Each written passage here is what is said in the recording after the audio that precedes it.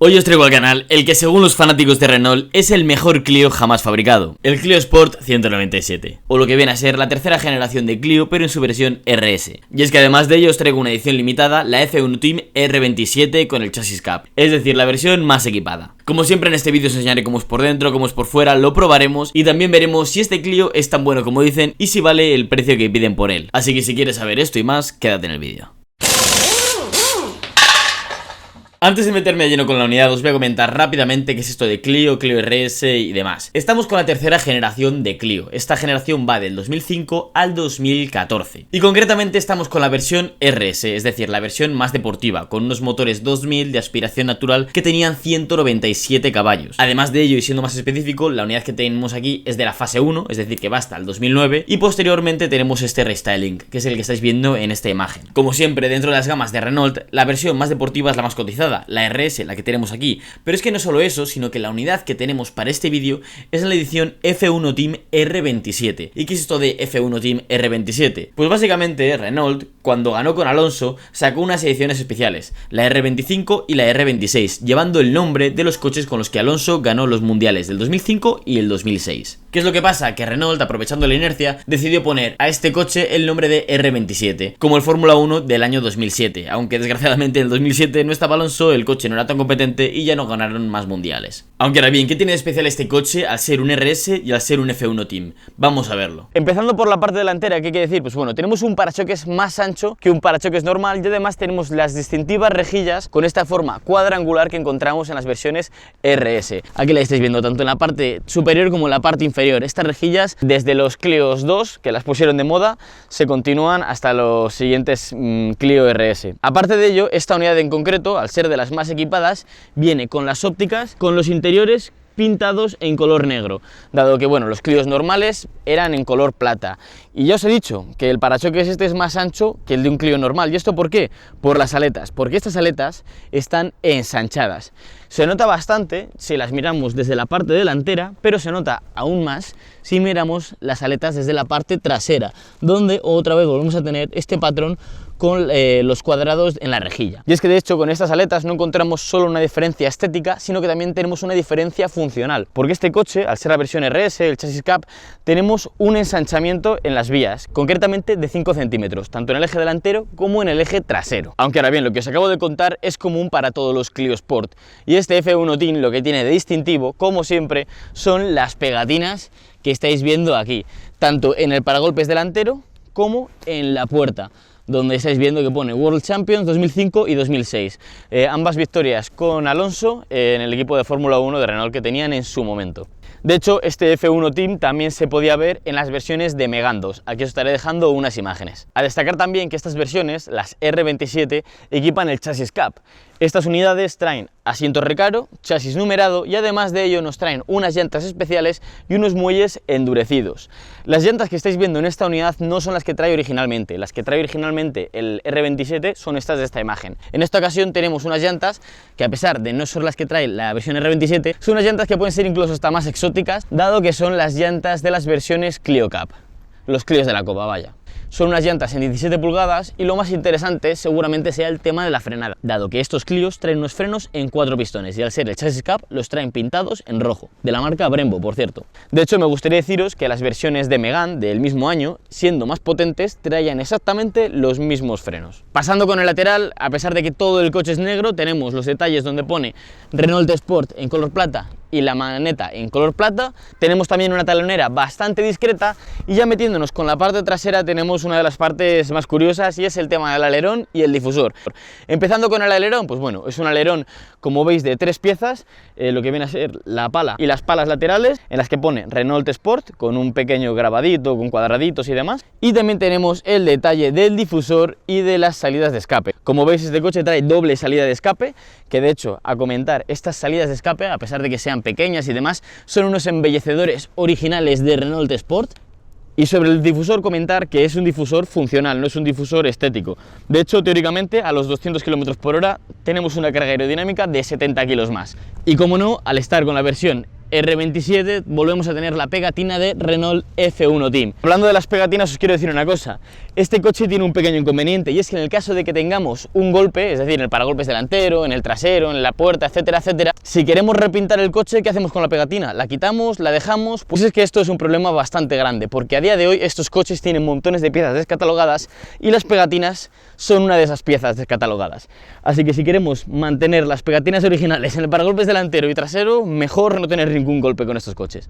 Ya comentada la estética, vamos a entrar dentro del coche. Y como no, todos los R27 siempre vienen con 3 puertas, no encontramos versiones que traigan 4 puertas, cosa que de hecho esto es una diferencia bastante notable en comparación a los últimos Megane RS, dado que en los últimos Megane RS encontramos coches con 4 puertas, donde siempre los RS eran coches de 3 puertas, el chasis como más deportivo, para que nos entendamos entre todos. Nada más abrimos la puerta, nos fijamos en el detalle de que en el umbral inferior encontramos el logotipo de Renault Sport con un pequeño dibujito, el emblema del Renault Sport. Además de ello, al estar con el chasis capa encontramos estos preciosos asientos Recaro, que son de los mejores asientos que podemos tener en un coche, no solo porque nos agarran genial, tiene una estética increíble, parecen unos buckets siendo semi-buckets, sino porque además vienen con airbag, de forma que son completamente legales. Tenemos el logotipo de Recaro bordado en la parte inferior, el logotipo de Renault Sport en la parte superior y bueno, montones de tallines, aquí en cuero, aquí en otro tapizado, aquí en otro color de tela, unos asientos que están hechos para durar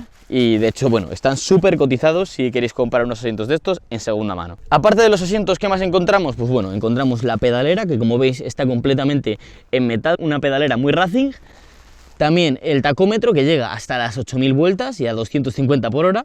También estáis viendo este pomo en el que pone Renault Sport, un extra bastante caro que costará algo más de 100 euros ahora mismo de segunda mano. Y seguramente lo más importante de estas unidades es la numeración. Y bueno, aquí estáis viendo la placa identificativa de este Clio, concretamente esta unidad es la 177. Ahora bien, ¿de cuántas unidades fabricadas? La verdad es que no he podido encontrar en ningún sitio cuántas unidades de los Clios R27 se fabricaron, pero he llegado a ver hasta una unidad que era la 2200 y pico, así que calculo que se habrán fabricado unos 2500. De todas maneras, no lo he podido encontrar en ningún lado. Si alguien lo sabe, comentadlo aquí abajo. Por cierto, estos coches están fabricados en Dieppe, Francia. No son coches de línea normal de Renault, tienen un ajuste en el chasis completamente diferente. Y bueno, como veis, el resto del coche es exactamente como un Clio normal. Tenemos los espejos eléctricos, elevalunas eléctricos, un panel de la puerta súper sobrio, un salpicadero muy sencillito.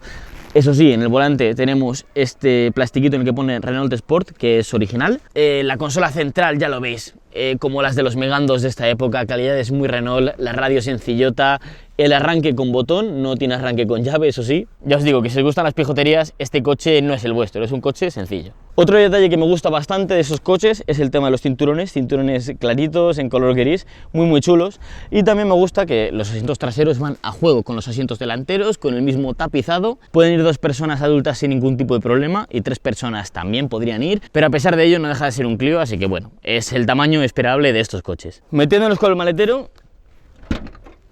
tenemos un maletero que es un poquito más grande que el del Clio 2, no tiene un montón de espacio por los laterales, pero aún así es bastante profundo. La capacidad del maletero es de 288 litros, así que bueno, para las dimensiones de este coche no está nada mal.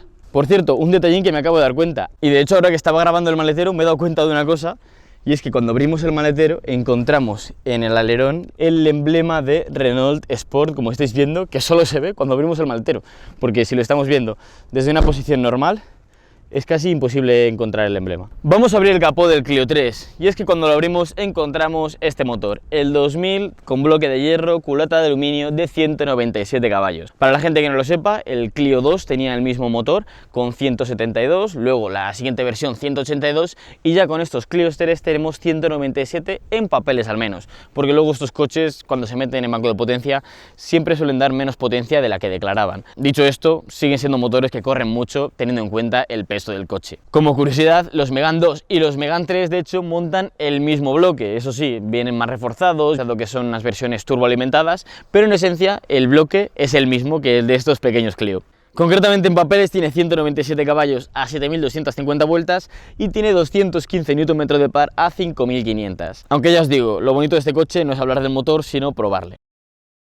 Ya estamos probando el Clio 3, un coche que, bueno, sé de su existencia hace un montón de tiempo, he probado montones de Megane, pero esta es la primera vez que pruebo el famoso Clio 3, para la gente que no lo sepa. Este está considerado como el Clio más tope de todos los RS, por el chasis, por el momento en el que salió, por la pureza que nos transmite al conducirlo. Así que vamos a ver si se cae el mito o si es tan bueno como dicen. La carretera está un poquito mojada, así que no vamos a poderlo llevar al límite en este caso. Además, estaba hablando con el dueño y este es de los primeros, de las primeras fases dentro del Clio 3, y tiene la caja de cambios con el grupo más corto. Luego hubo un restyling, por lo visto hicieron la caja de cambios un poquito más larga.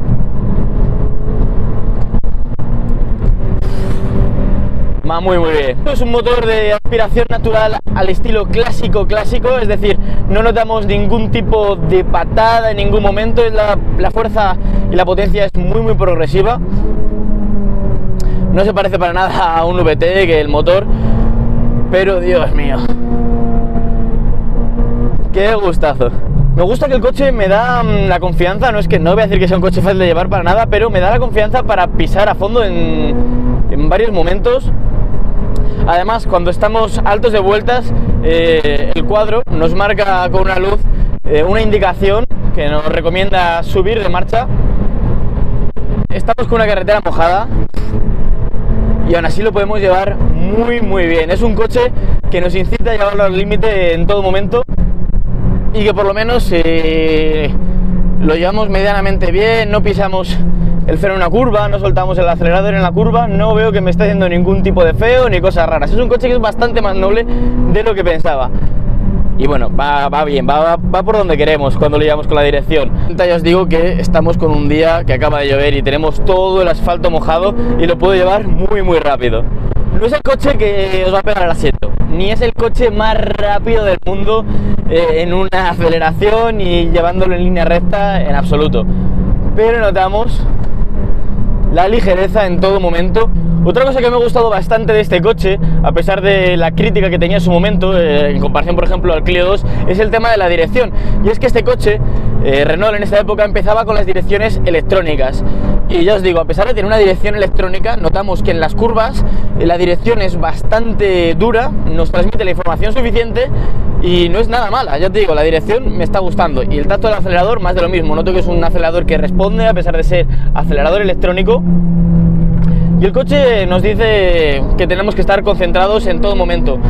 Ya os digo, es un coche que hay que saber conducir, no se puede conducir a la ligera, pero si sabes conducir el coche va muy bien. Ya os digo, es que no me veis conducirlo, pero normalmente cuando conduzco un coche y lo estoy probando de otras personas, suelo ir siempre como 2000 vueltas por debajo del corte de inyección, pero es que este coche me está incitando todo el rato a ir en las últimas 500 vueltas del tacómetro, porque es que está hecho para ello, para funcionar en altas vueltas. No quiero saber los consumos que hagas con este coche, la verdad, cuando corras, pero la verdad es que merece la pena porque te lo pasas como un crío. Y sobre todo, ya os digo, es la potencia usable. Este coche no llegará a los 200 caballos declarados que anuncia, pero desde luego todos y cada uno de los caballos que tenemos en este coche se aprovechan sin ningún tipo de problema.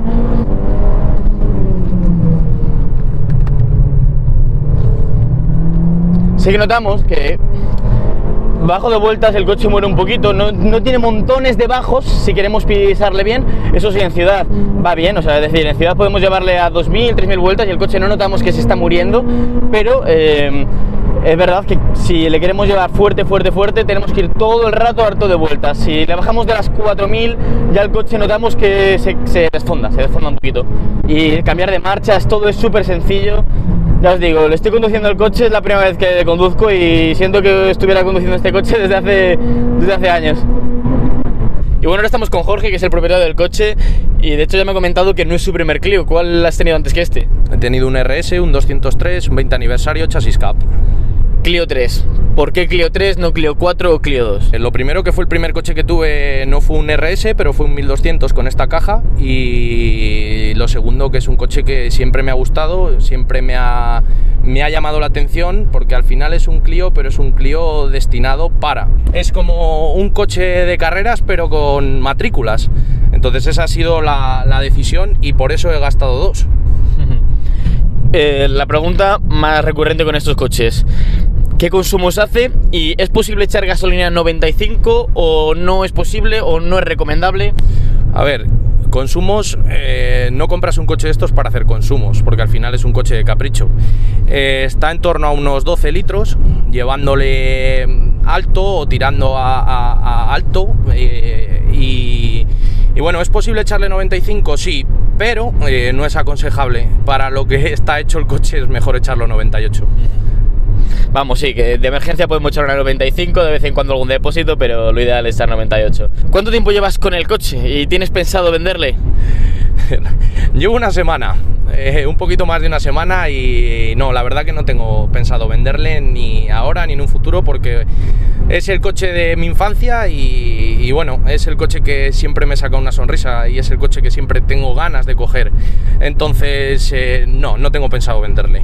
Y bueno, la pregunta más importante que seguramente se está haciendo todo el mundo.